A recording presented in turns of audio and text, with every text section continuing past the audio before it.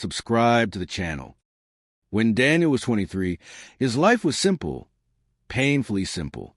He woke up before the sun, made a cup of instant coffee in a chipped mug, and walked to the old warehouse on the edge of town.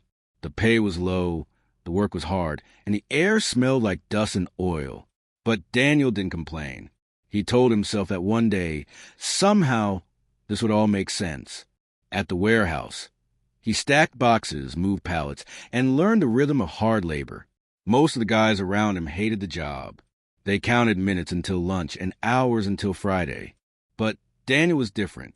While everyone else talked about quitting, he watched how things worked, how products came in and went out, how deliveries were delayed, how paperwork got lost. He noticed patterns, mistakes, and opportunities. One night, after another long shift, he sat at his small kitchen table with a notebook and began sketching out a better way to organize the warehouse. He drew diagrams, made lists, and calculated how much time could be saved with a few small changes.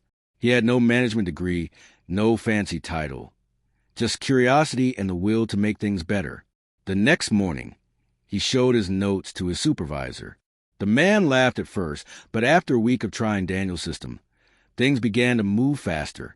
Shipments went out on time, errors dropped, and even the customers noticed.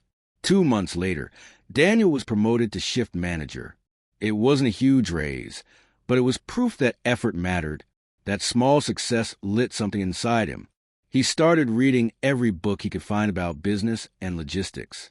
He watched online courses late into the night, learning about efficiency, marketing, and leadership.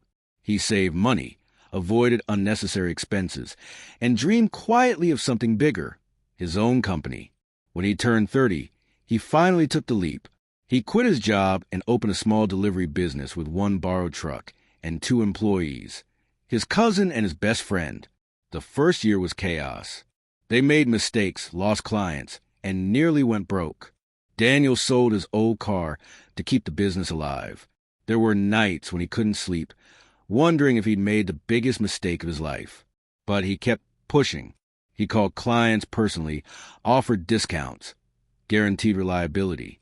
Slowly, word spread. 1 client became 3. 3 became 10. Within 5 years, his company had a fleet of trucks and a loyal team. Now, at 40, Daniel walks into a modern office with his name on the door. He wears a suit, but he still remembers the smell of dust and oil from that old warehouse. Every Friday, he visits the workers at his company's loading dock and talks to them because he knows exactly what it feels like to stand there. Success didn't come from luck or talent. It came from showing up, paying attention, and believing that small improvements can lead to great change.